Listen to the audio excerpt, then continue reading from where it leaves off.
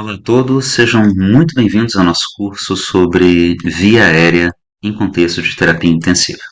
Meu nome é Felipe Cavatoni, nas próximas aulas a gente vai falar um pouquinho sobre algoritmo de via aérea, tanto convencional quanto algoritmo de resgate, que se aplica sobretudo àqueles casos de via aérea difícil.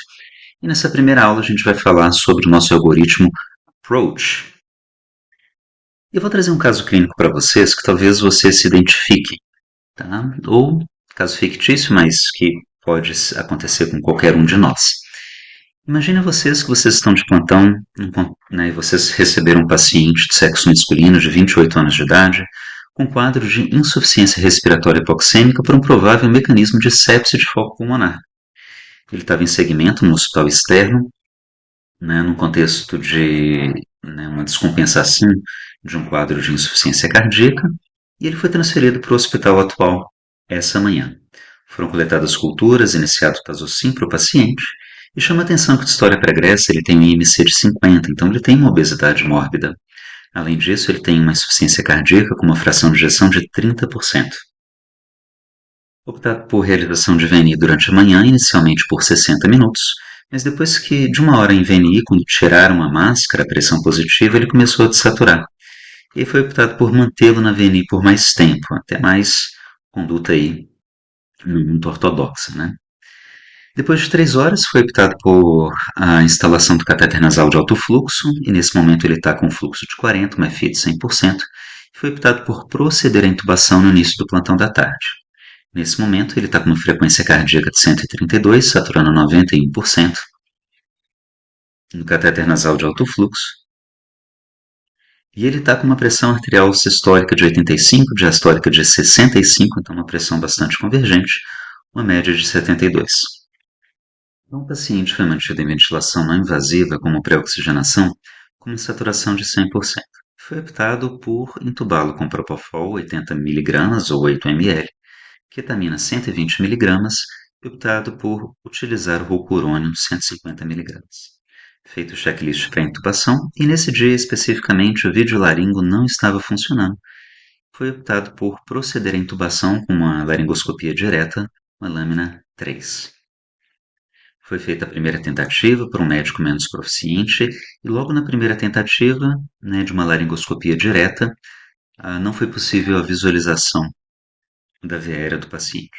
E feita a tentativa de resgatar a oxigenação com uma ventilação manual e mesmo assim sem sucesso. Então a equipe foi lá, acoplou o ambu e mesmo ventilando o paciente, ele não recuperou a sua oxigenação. Ele apresentou uma dessaturação, então ele ficou com uma saturação de oxigênio em torno de 73% e foi iniciado norepinefrina 40 ml hora. Tá? Feita uma segunda tentativa por um médico mais proficiente e novamente teve uma falha da laringoscopia direta, né, e novo resgate, mesmo assim o paciente não saturou melhor. Terceira tentativa, feita pelo médico ainda mais proficiente, uma falha de laringoscopia direta com supostamente uma lâmina 4.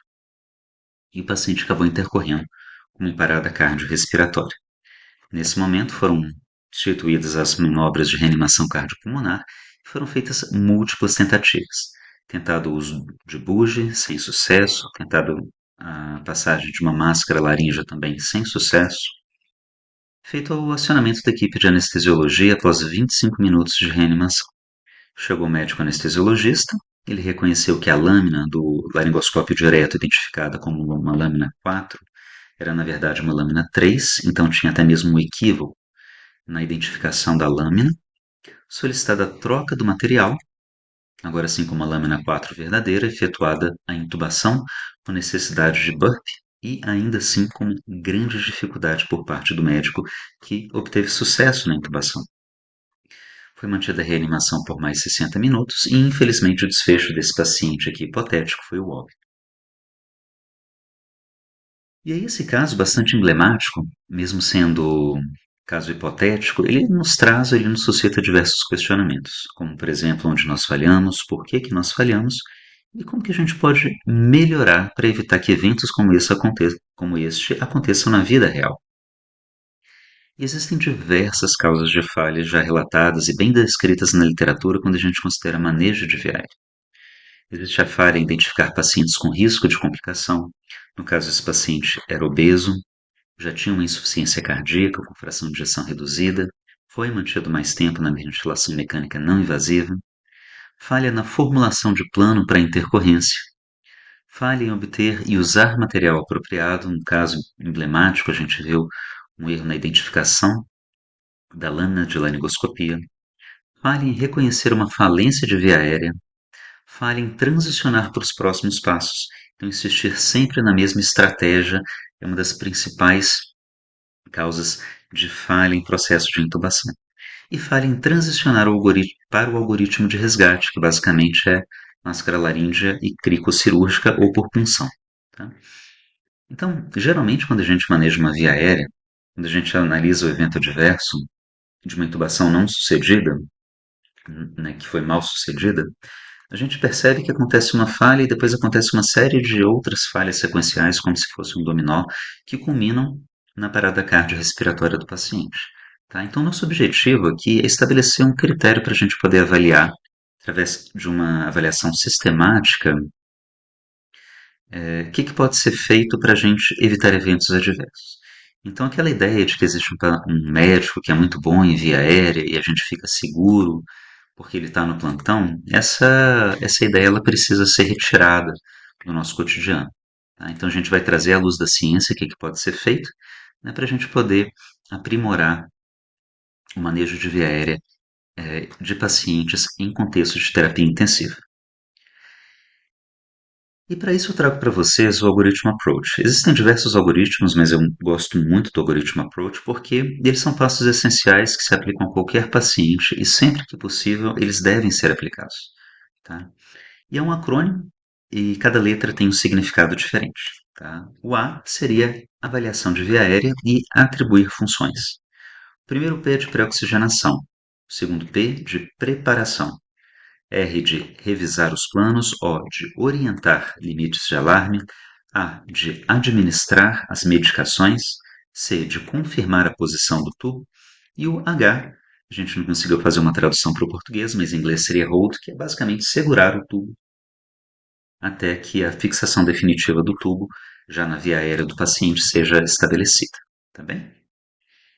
Então vamos falar um pouquinho de cada uma dessas etapas. Primeiro, a avaliação da via aérea difícil. Quais são os preditores ou sinais que nos levam a ficar um pouco mais preocupado e um pouco mais reticente que o paciente pode ter uma via aérea difícil?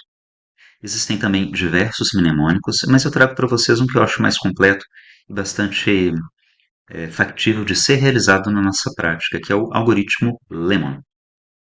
O L do algoritmo Lemon significa look externally, que é olhar externamente.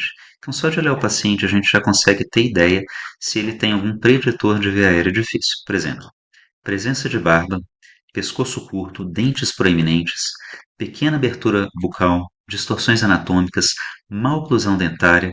Se o paciente está no contexto de um pós-operatório, né, de cirurgia de cabeça e pescoço, um paciente vítima de politrauma, qualquer coisa nesse sentido, com distorção anatômica, somente de olhar o paciente a gente já consegue saber se ele tem algum preditor de via aérea difícil ou não. O E é de evaluate, ou avaliação, e aí tem a regra do 3-3-2. O que significa essa regra?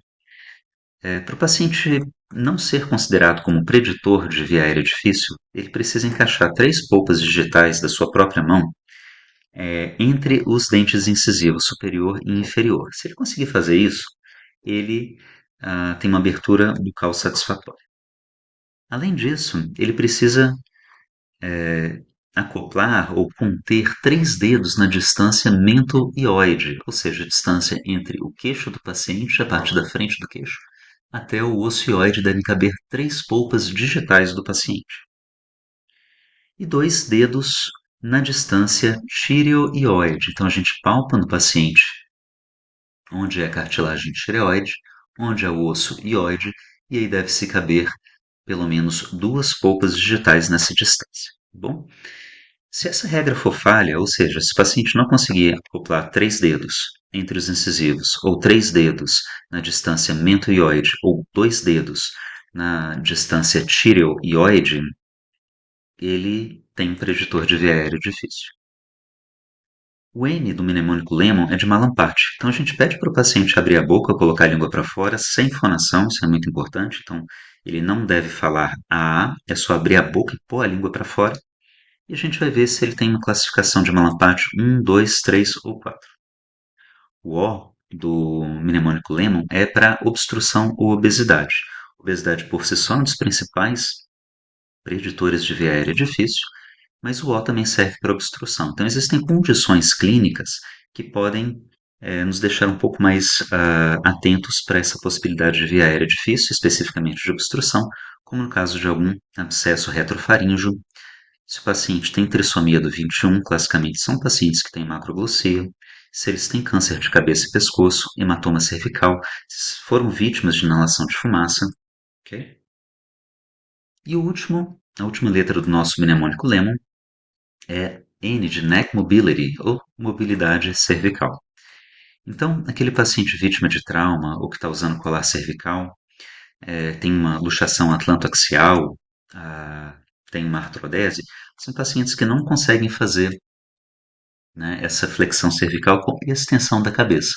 Então, eles não conseguem ou eles não podem ser colocados na posição do cheirador, né, o sniffing position. Então, nesse contexto, se o paciente não tiver uma mobilidade do pescoço satisfatória, ele também vai pontuar aí um ponto no Lemon e vai ser considerado como preditor de via aérea difícil. Para ele não ser considerado preditor de via aérea difícil pelo mnemônico Lemon, ele, né, tem que ser, não pode ter nenhum dessas alterações que foram aqui descritas, tá? Porque se ele tiver qualquer uma alteração, quer seja na letra L, E, M, O ou N, ele é considerado preditor de via aérea difícil e a gente já vai entrar um pouquinho mais atento. Claro que, mesmo aqueles pacientes que não têm preditores de via aérea difícil pelo mnemônico Lemon, podem se tornar uma via aérea difícil. Então a gente sempre vai entrar munido e bem preparado, pronto para ganhar, em qualquer situação, tá bom? Mas a avaliação primária de via aérea do paciente ela é essencial para que a gente anteveja uma situação difícil e a gente fique ainda mais atento. Então, se a gente tivesse que elencar dois preditores de via aérea difícil, classicamente a gente vai citar a obesidade e se o paciente tem história pregressa de via aérea difícil. Então, se ele já foi submetido a alguma intubação previamente, sobretudo se é um paciente que está na UTI, num pós-operatório, ele já foi intubado uma vez. Então, essa informação que, via de regra, vem dos anestesiologistas é essencial para a gente é, ter já na história do paciente e a gente antever uma via aérea difícil. Então, além da gente avaliar a via aérea difícil, o primeiro A do nosso algoritmo approach também é assegurar divisão de tarefas. Tá? Então, a gente vai assegurar que a gente tenha, idealmente, 5 pessoas participando do processo de intubação. A gente tem uma pessoa na via aérea, que é efetivamente quem vai realizar a intubação, que é um médico. Né? Na via aérea 2, uma pessoa para auxiliar a intubação, que pode ser um fisioterapeuta, pode ser um médico também. Então, idealmente, são 2 pessoas que ficam na via aérea do paciente, uma pessoa que vai ficar, né, dedicada à administração das medicações, que via de regra são os enfermeiros, uma pessoa que vai ficar responsável somente por olhar os sinais vitais e avisar a liderança quando tiver algum limite de segurança que foi ultrapassado, e a figura da liderança, que é justamente quem vai coordenar todo esse cenário, que vai fazer a, a delegação das tarefas no momento adequado, vai unir toda a equipe em prol do paciente para realizar aquela intubação, tá bem? Então, idealmente, a gente vai ter esse cenário ideal aqui, contando com pelo menos 5 pessoas para realizar a intubação. Depois do A, a gente tem o primeiro P, que é de pré-oxigenação, que é a tarefa mais importante de todo o curso de via aérea sobre como oxigenar o paciente. Então eu tenho essa frase daqui, que é uma frase muito emblemática, está em inglês, que é Let's start banging the patient, que pode ser traduzida como, olha, vamos começar ambusando o paciente. Se o paciente está desoxigenando, está desaturando, a primeira coisa que a gente faz é pegar um dispositivo que você consiga fazer uma concentração de oxigênio de 100% e acoplar na respiração do paciente. Tá? Se ele tem um drive respiratório excelente, ele já vai estar sendo oxigenado com uma FI de 100%.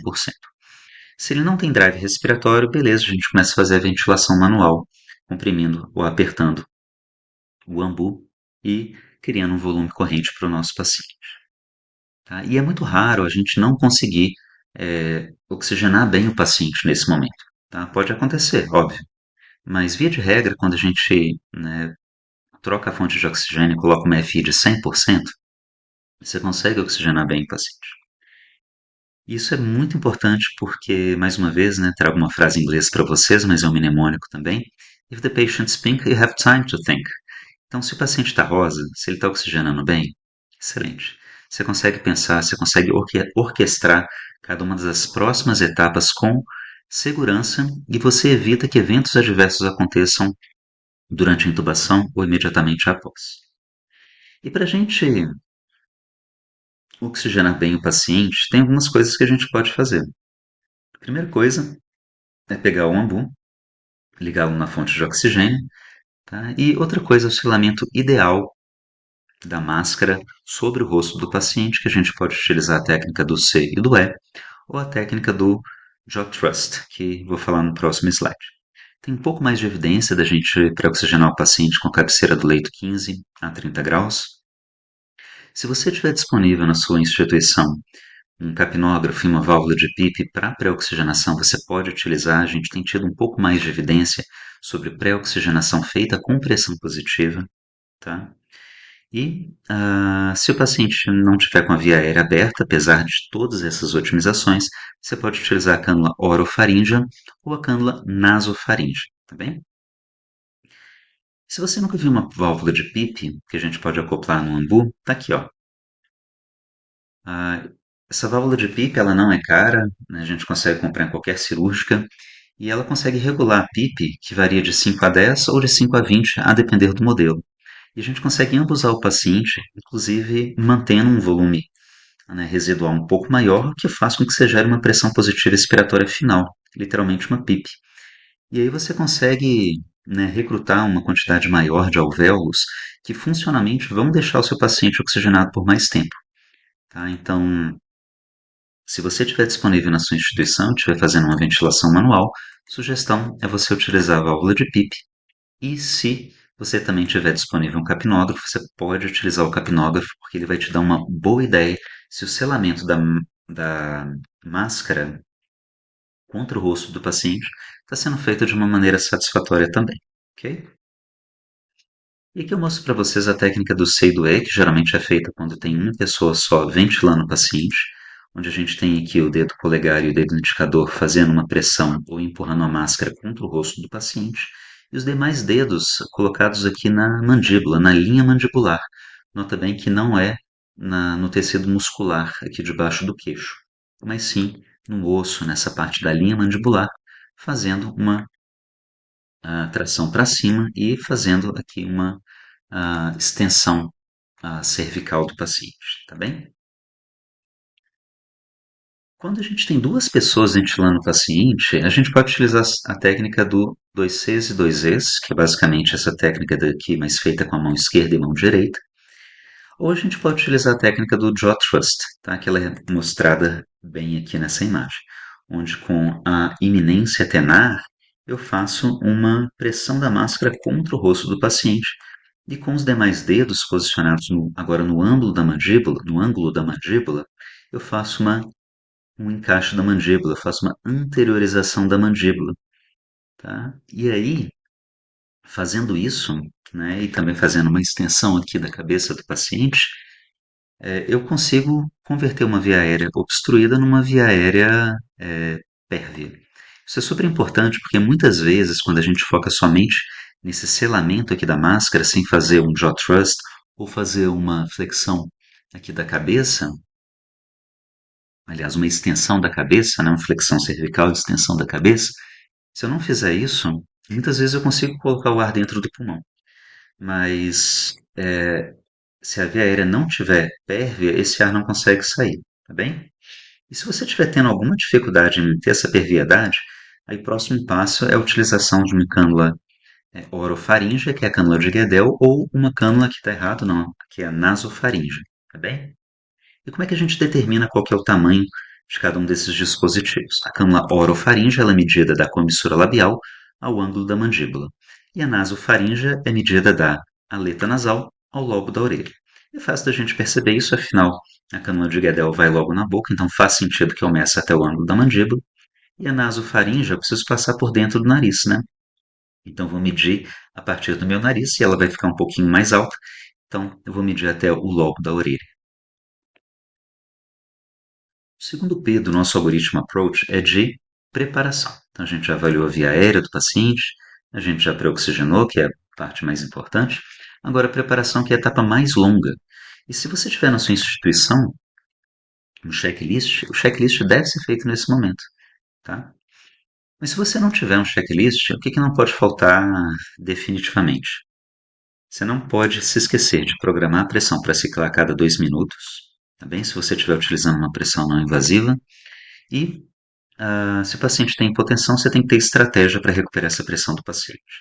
Então, administra uma determinada quantidade de cristalóide. Aqui eu coloquei um exemplo de 1000 ml de ringer lactato. Vamos preparar uma solução de norepinefrina, vamos manter em bomba de infusão contínua, inclusive se a pressão média do paciente estiver abaixo de 70, minha sugestão é já iniciar a norepinefrina. Precisamos de acessos venosos calibrosos e coxins para posicionamento da cabeça, tá? Outra coisa que não pode faltar, né, vai ser seringa para insuflação de cuff, material para aspiração e material para fixação do tubo. Agora, se você tiver um checklist, é essencial que seja feito nesse momento, tá? Aqui eu trago um exemplo de checklist, né, onde aqui na avaliação inicial, que é o nosso A e o primeiro P já foi feito, e agora a checagem do material que é feita propriamente nessa parte daqui da preparação. Ó, eu preciso do quê? Laringoscópio, lâmina 3 e 4 curvas funcionantes. Videolaringo é necessário? Tubo orotraqueal, né, previsto, já testado, 7,5, 8, 8,5. Seringa para insuflação do cuff. Material para fixar o tubo. Fio guia para o tubo prontamente disponível. Ambu com máscara para ventilação positiva funcionante conectado ao oxigênio suplementar. Guedel 3 e 4 prontamente disponíveis ou cânula nasofaríngea. Material de aspiração pronto, ventilador pronto, estetoscópio para confirmação da posição da cânula orotraqueal e capnógrafo disponível. Além disso, né, drogas para intubação aspiradas e prontas, posicionamento adequado do paciente, cardioscópio funcionante, oximetria de pulso funcionante de preferência no membro contralateral, onde está o manguito, para aferição da pressão, monitorização da pressão funcionante, quer seja manguito ou PAI, acesso venoso funcionante e monitor visualizado pelo médico que faz o procedimento ou pelo médico auxiliar, que o médico, na verdade, é a liderança daquela distribuição que a gente viu, idealmente de 5 pessoas, tá? Além disso, decúbito dorsal e coxim suboccipital. Então, notem bem, turma, que a gente tem muitos elementos e lembrar de todos eles no momento de estresse é difícil. Por isso que é recomendável que a instituição de vocês tenha um, um checklist de via aérea, nem que seja dessa parte de materiais, para a gente garantir que todos estejam presentes, porque buscar um material no momento da intercorrência é sinônimo de que as coisas vão dar errado, né? E ninguém entra na UTI com dedos cruzados, torcendo para que as coisas deem certo. A gente entra para ganhar e a gente entra com todos os materiais já conferidos. E ainda dentro da preparação, a gente tem que decidir qual que é o plano para a intubação desse paciente. E, essencialmente, a gente vai decidir se a gente vai fazer uma intubação acordado ou se a gente vai fazer uma intubação com sedação e bloqueio neuromuscular, tá? O que eu preciso ter para uma intubação acordada? Preciso ter 3 elementos. Primeiro é tempo. Segundo é paciente cooperativo e uma equipe que tenha uma certa experiência na realização de intubação acordada. Então, via de regra, essa é a exceção.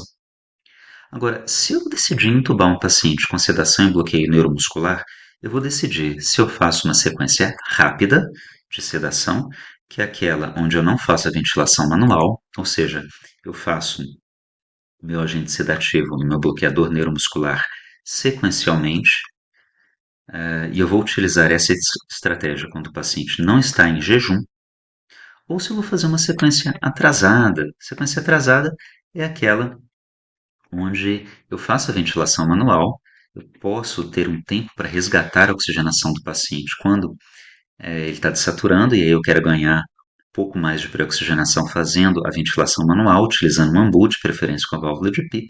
Eu vou utilizar essa estratégia quando o paciente está em jejum e aí eu tenho menos risco de insuflar o estômago dele e ele apresentar uma broncoaspiração, porque eu sei que o estômago dele está vazio, tá? E se eu decidir fazer uma sequência rápida, ou uma sequência atrasada, entre aspas, de sedação e bloqueio neuromuscular, eu tenho o direito de laringoscopar 3 vezes.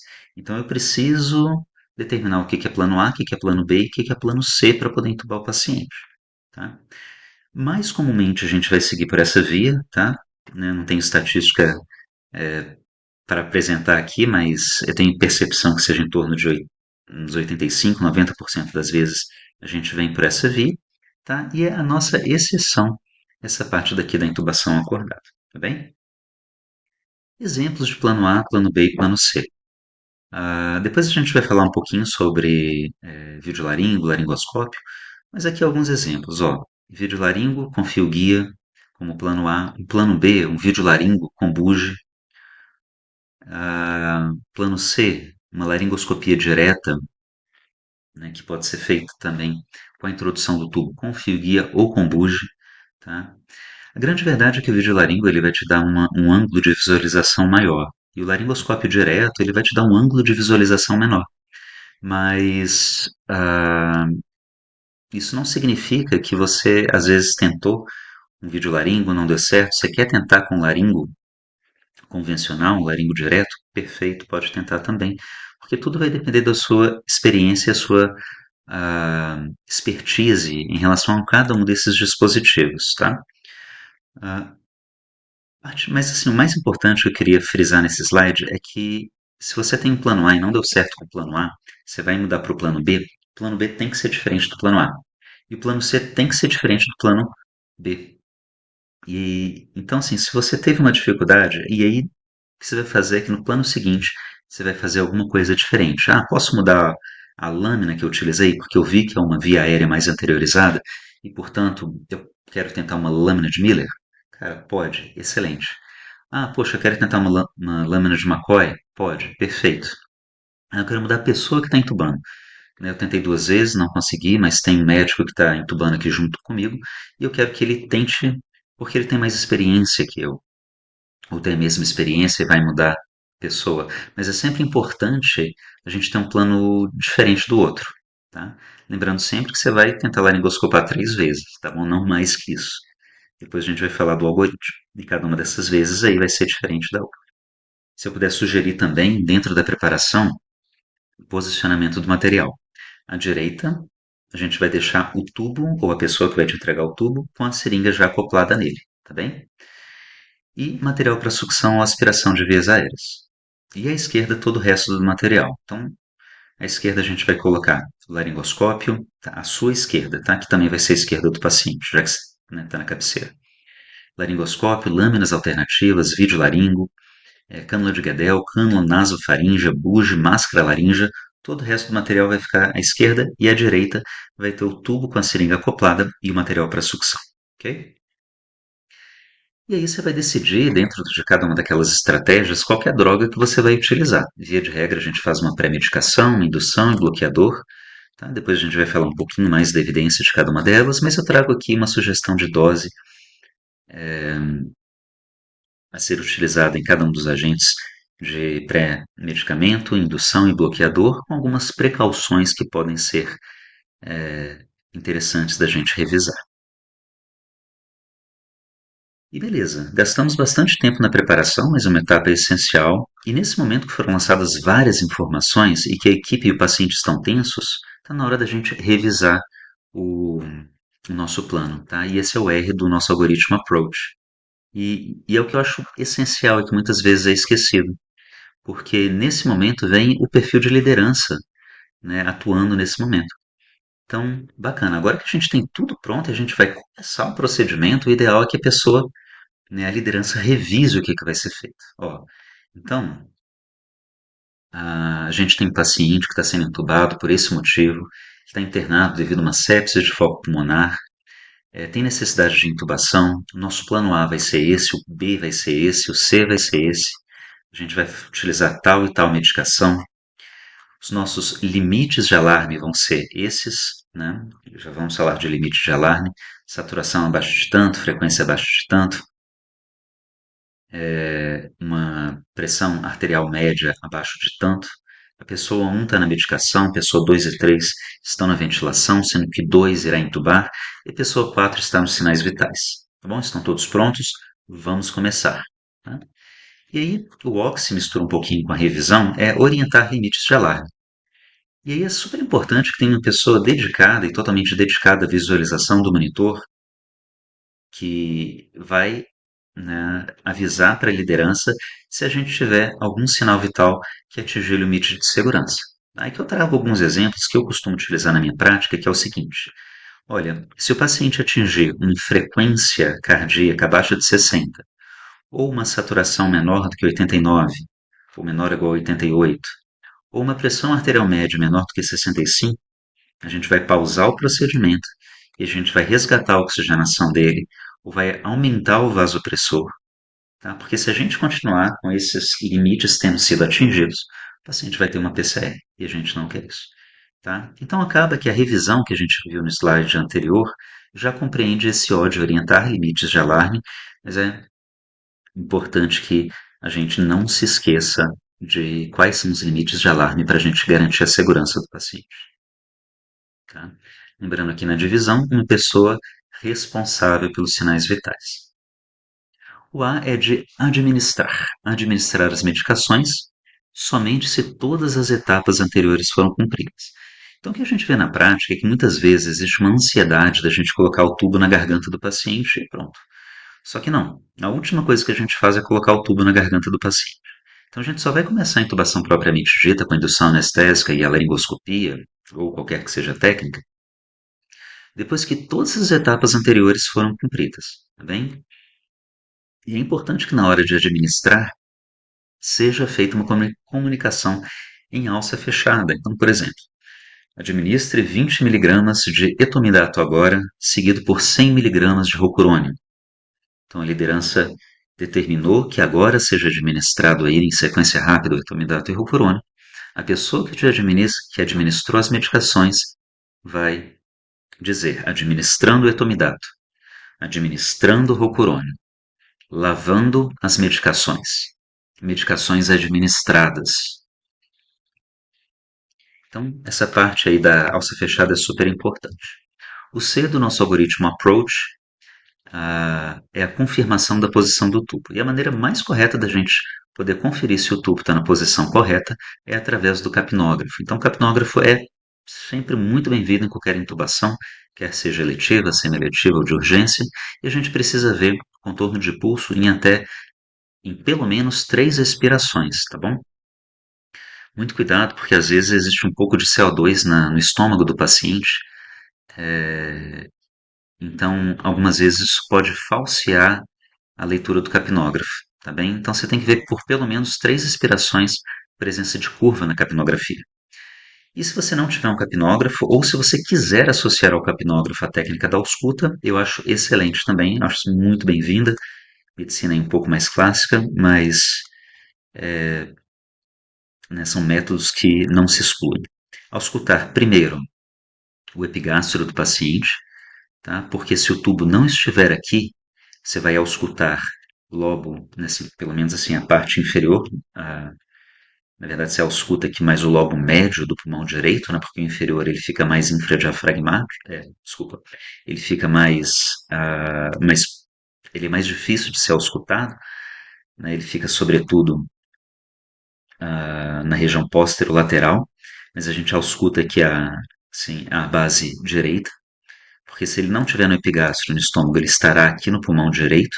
Depois, em 3 a gente vai auscultar a base esquerda, para ver se está simétrico, e a gente garante a simetria, auscultando o ápice esquerdo e o ápice direito, nessa sequência. 1, 2, 3, 4, 5. Ok? Mas lembre-se sempre de começar pelo epigastro. E o H, em inglês, hold. Hold, nunca perca uma via aérea garantida. Isso aí é das regras principais de manejo de via aérea em terapia intensiva. Tá? Segura o tubo, põe sua mãozinha lá, apoia os outros dedos no queixo, enquanto os outros 2 dedos no queijo do paciente, obviamente, enquanto os outros dois dedos seguram um tubo. E aí, você vai segurar o tubo até que alguém fixe o tubo, quer seja com um corfete, com cadarço, com qualquer outro dispositivo para manter a via aérea segura. Tá? Então, fixação adequada do tubo, checagem do posicionamento, cabeceira 30 graus, avaliar pressão de cuff, avaliação dos parâmetros hemodinâmicos após a conclusão da intubação orotraqueal, lembrar que ele pode instabilizar na sequência, e coisa super importante também é ajuste do ventilador mecânico para evitar uma acidose, quer seja respiratória, quer seja mista, após a intubação. Solicitação de raio-x, gasometria e avaliar a necessidade de sedação contínua, que é o nosso feijão com arroz. Tá? Aqui é só mais um exemplo de checklist de após o procedimento. Então, lembrando do nosso algoritmo approach, turma. A avaliação de via aérea, a gente vai lembrar do quê? Do mnemônico Lemon, para a gente saber se a via aérea é difícil ou não. E atribuir tarefas. Pré-oxigenar o paciente, primeiro P, que é o mais importante. Tá? Pré-oxigenação é super importante. Segundo P, preparação. Aqui eu vou fazer o checklist e a etapa mais demorada, mas gaste tempo aqui para você não ter intercorrência para frente. R, de revisão, momento de você unir a equipe multiprofissional, espírito de liderança, todos são importantes em prol do paciente. Orientar limites de alarme, de pressão, frequência cardíaca e saturação. Administrar as medicações sedativas, hipnóticas, somente se as etapas anteriores estiverem completas. Confirmar a posição do tubo, capnografia principal. Se não tiver, pode fazer ausculta, não tem problema algum. Hold, segura o tubo, nunca perca a via aérea do paciente, super importante. E é isso, turma, que eu tinha para falar dessa nossa primeira aula, tá bom? Próxima aula a gente vai falar um pouquinho sobre o nosso algoritmo de manejo convencional de via aérea. Te vejo lá.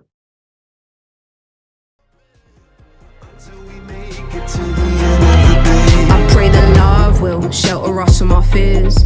Oh, I pray you trust to let me wipe off your tears. Confront all the pain that we felt inside, with all the cards we were dealt in life. Pray I speak my truth and keep my sisters alive. So for the ones who parted seas.